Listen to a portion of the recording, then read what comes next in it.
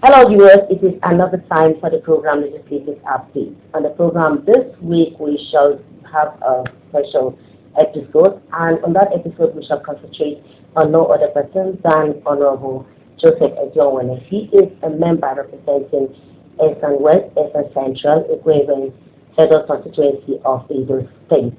He has been in the National Assembly. This is his second tenure. He was here in the 8th Assembly and he is here in the 9th Assembly.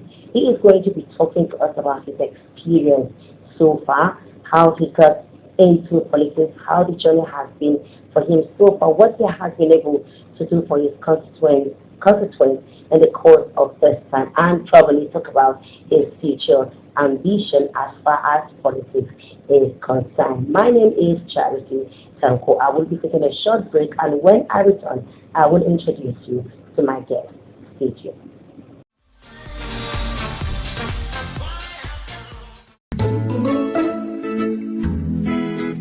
Independent television is live 24 hours on GoTV Channel 107, Star Times Channel 130 and TSTV Channel 364. And you can watch from any part of the world on Roku TV, Smart TV, Amazon Fire TV and Android TV. For your favorite programs, news, current affairs and lots more. You don't want to miss our objective and balanced reportage, entertainment and sports. Follow us on all our social media platforms.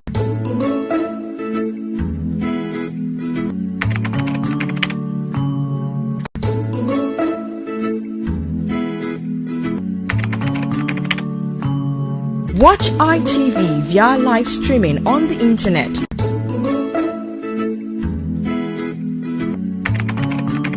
Also remember to visit your mobile app store and download the ITV app so you can watch on the go. For advert placement and commercials, please call the following numbers: 0805 563 8573, 0803 775 5024, 0708 365 2474, and independent television, certainly the best.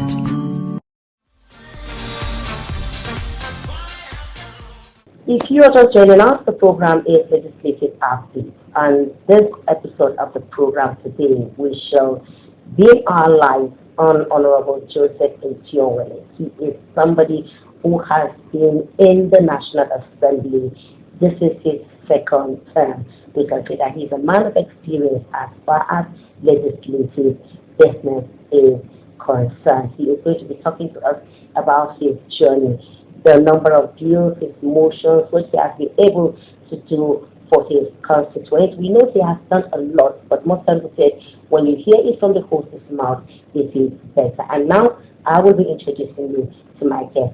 Meet my guest, Honorable Joseph Ejowene. You're welcome. Thank you very much.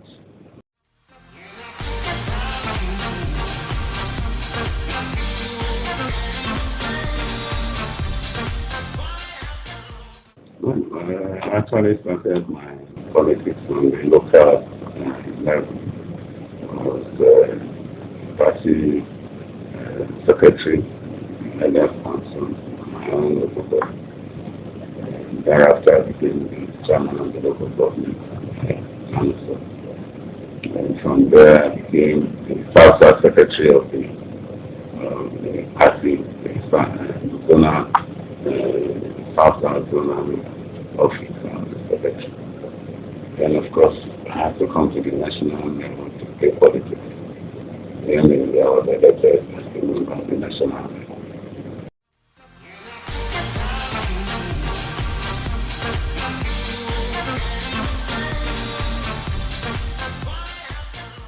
Of course, my expectations were immense because I was able to introduce so many bills. To date, we have about 50 bills and motions. And outside that, we were able to do constituency projects. I have 30 wards and 19 kilos. So actually, in my positioning of my constituency project, actually spread it into the world and the 19th Kingdom. And we are able to sleep reasonably nicely. That's our objective.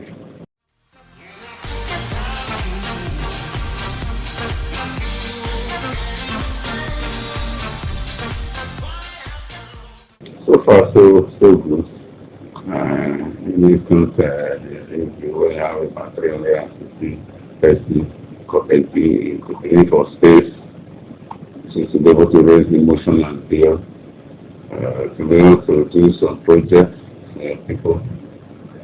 And of course, so you have to actually reach out to your colleagues. If you don't do that, you won't be able to meet up certain things. It's not a case where it's the act of pride. You can reach out to your colleagues, both even in bills, in motions, and in projects. So you need to reach out to your colleagues, and of course, we have an able speaker who will actually carry everybody along. So we're happy, both in the 8th Assembly and the 9th Assembly. So I'm lucky.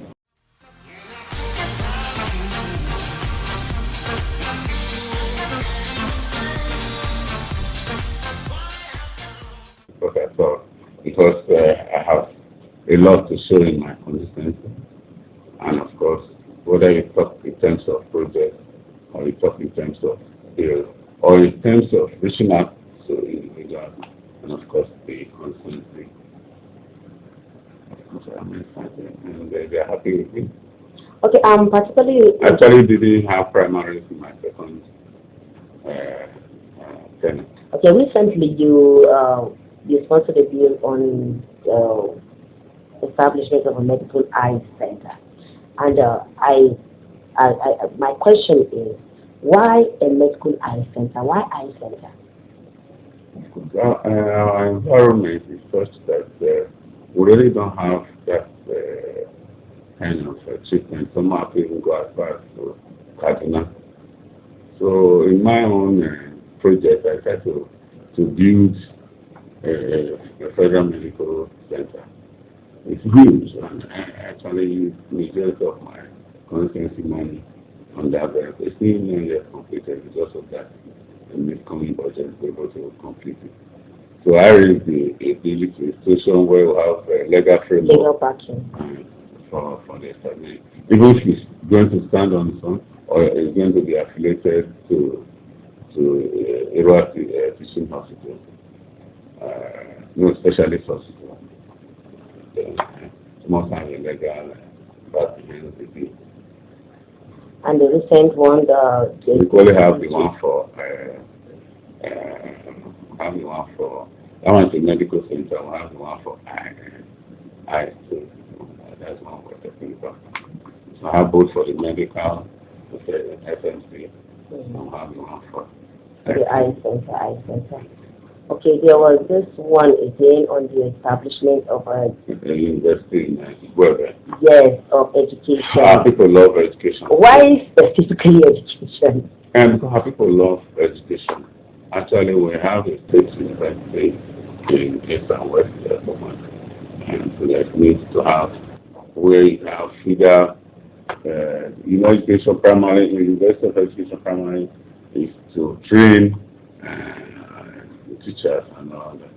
And so we felt that Senatorial should have such a befitting university for education. We already have it as a college of education equivalent. So it's more of an upgrade that we can actually. We offer degree. Yes, we offer degree. University of Education will not see the light. So we're looking at the fact that there have been so many establishments being thrown out in the 9th Assembly. No, it's about relevancy. It's not enough to just say because you sponsored the bill. We're going to follow it up because we know it's necessary for us to have such federal university of education, taking into consideration the constituency love education. The AAU, for example, cannot meet the demand and all that. So I don't think it's not a political bill, and it's a bill that is important, and we need even more more universities. Just that because we are talking of employment now, that's what we are talking about. They don't have enough universities. Now let's look at the challenges. I know that no matter how successful a journey is, there must be one or two challenges that you face on the way out here. So what are the challenges like?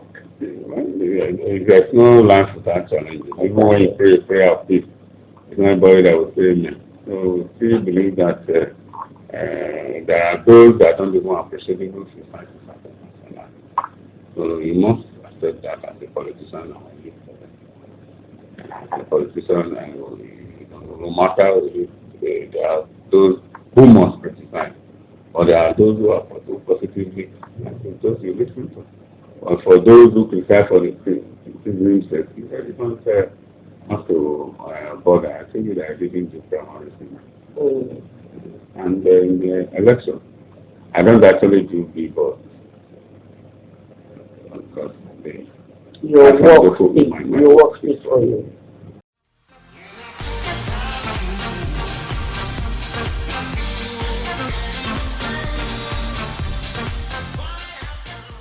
Seriously, I agree with that because if you look at particularly the South, after you see the northern sections of the House have the best communities, and because many of them are fourth or fifth or third timer, unlike the South.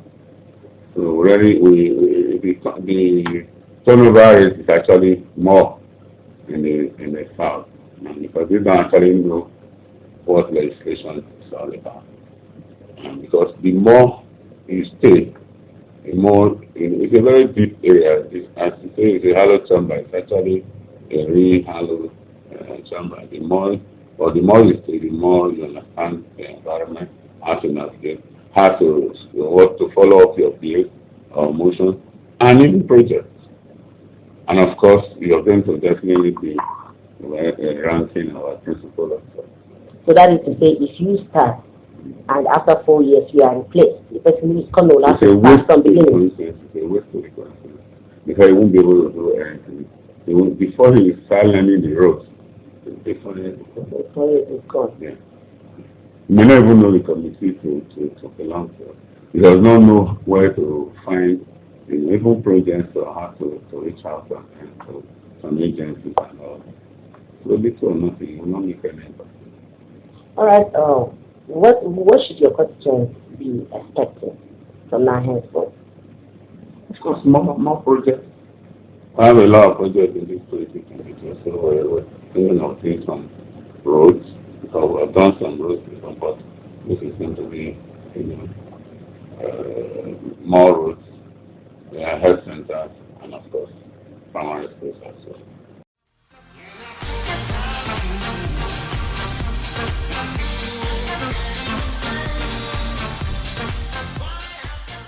I believe in God and unite, and so I actually don't put the trust in myself, but I know that my people trust me.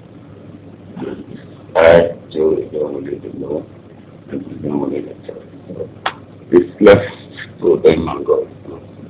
So is that a message for your constituents? Of course, they appreciate me. Whatever they want me to do, if they want me to come back to city, they fine. If they want me to come back, I've never really fought so hard to get any position. So, determined by God and of course my people. So I love to do it. What are viewers you heard it from the horse's mouth? They have done a lot for its constituents, also in terms of projects, and even on the floor of the Green Chambers, they have moved motions, sponsored deals that have seen the light of the day. And we hope that as he continues to be a member of the House of Representatives, he will continue to do more. That is the prayer of all constituents whenever they vote in their representatives. Well, we'll be taking it back to the Green Chambers of the National Assembly for more events that transpired during the week. The House notes that pursuant to Section 3B(1) of the National Primary Health Care Development Agency Act. The Primary Healthcare Development Agency was established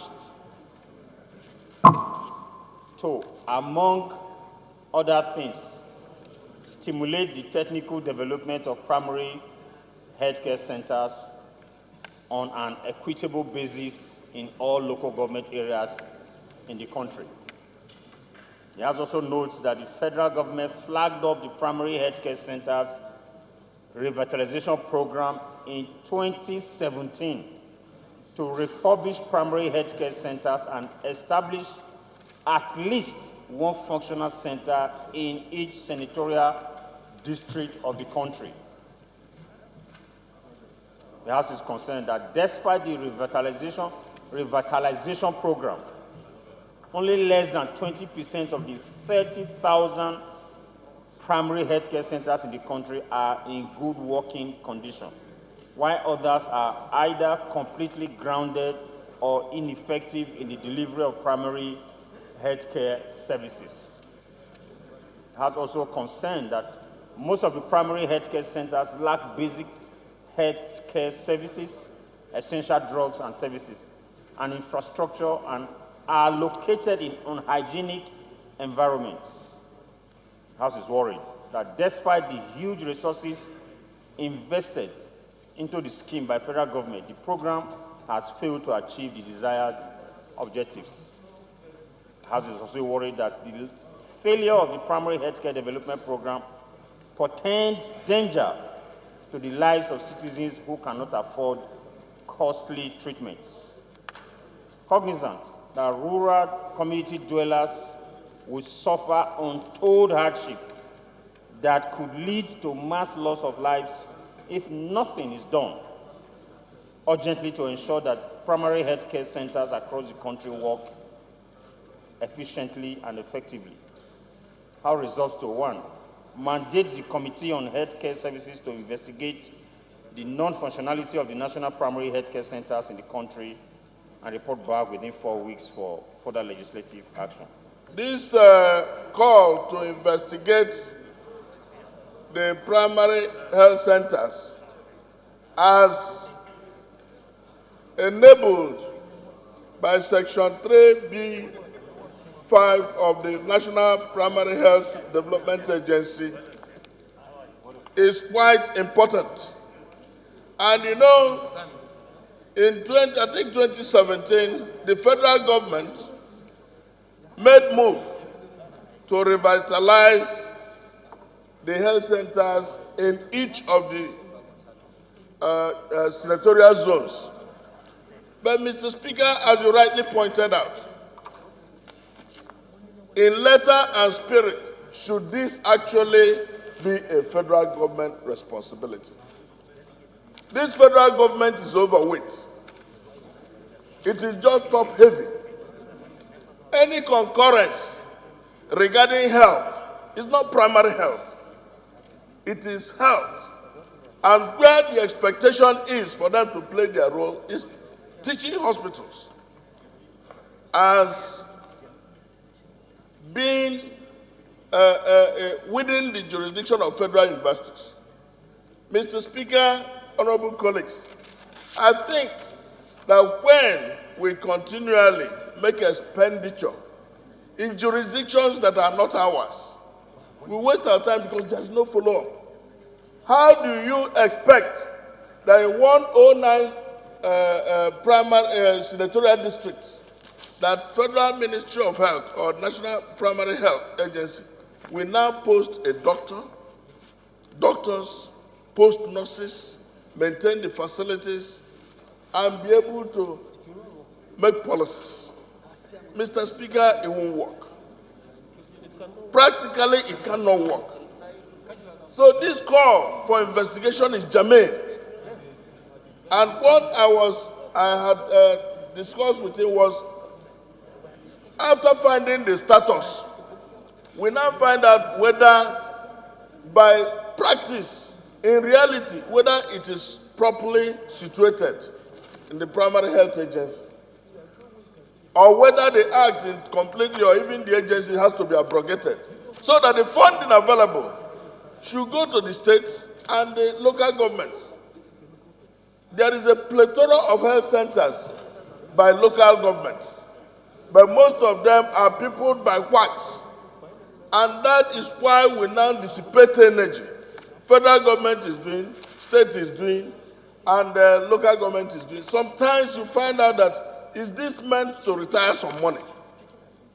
So, Mr. Speaker, honorable colleagues, we need to invest prudently if our system will work. And when we say restructuring, these are issues that are available for restructure. Let people, if you are primary, what is primary? In ordinary balance, federal government is tertiary, local government is primary. So why are you bringing a primary responsibility to a tertiary institution? So, Mr. Speaker, honorable colleagues, I think this bill, this motion is germane. It calls for investigation so that the House will be enabled to take a decision based on knowledge. I've taken time to look at some other agencies, like indeed, even housing.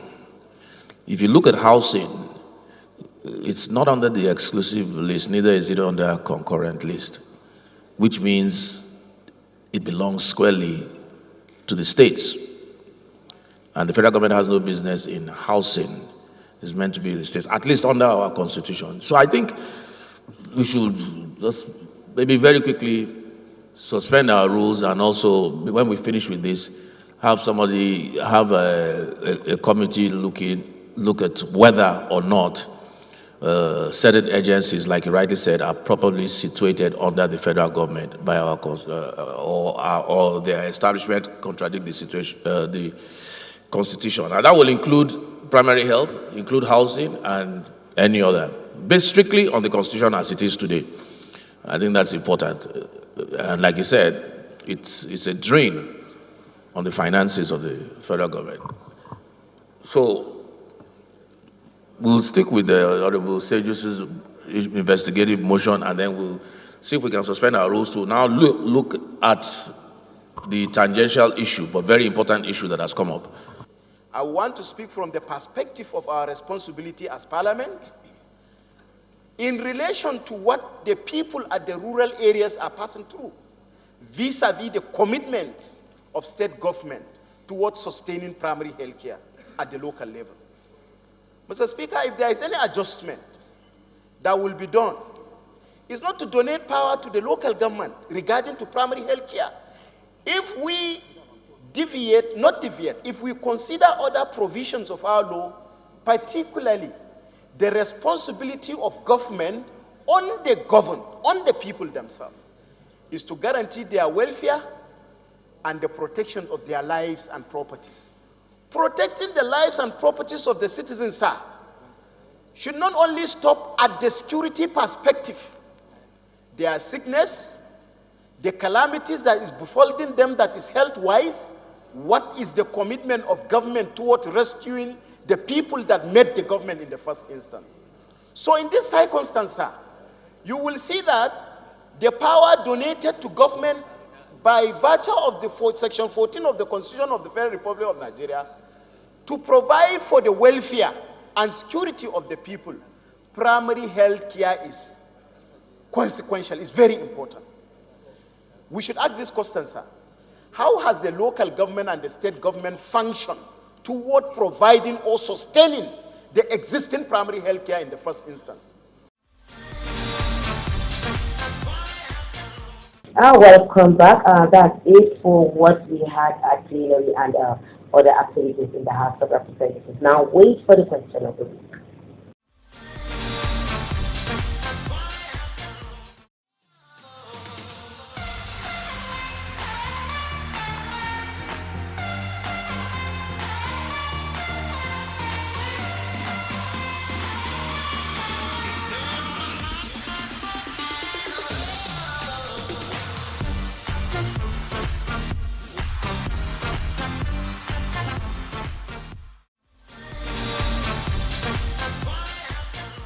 The next is the powers of the legislation. I'm sure you're waiting for that.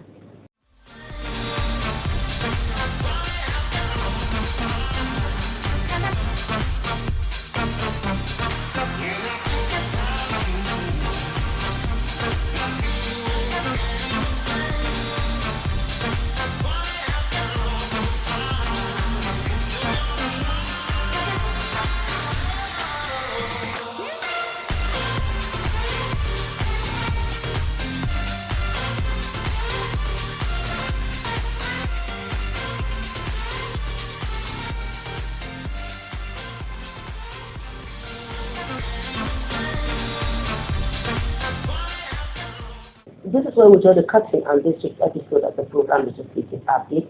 Do not forget, for advertisements and sponsorship, call any of the numbers on the screen. And in sending your answers to the question that you will please send in your full names and your location so that we can also get back to you. And also log on all our social media platforms to watch ITV on the board. This is me saying goodbye till I come the way again next week, same time and same station. I remain your host, Charity Tanko.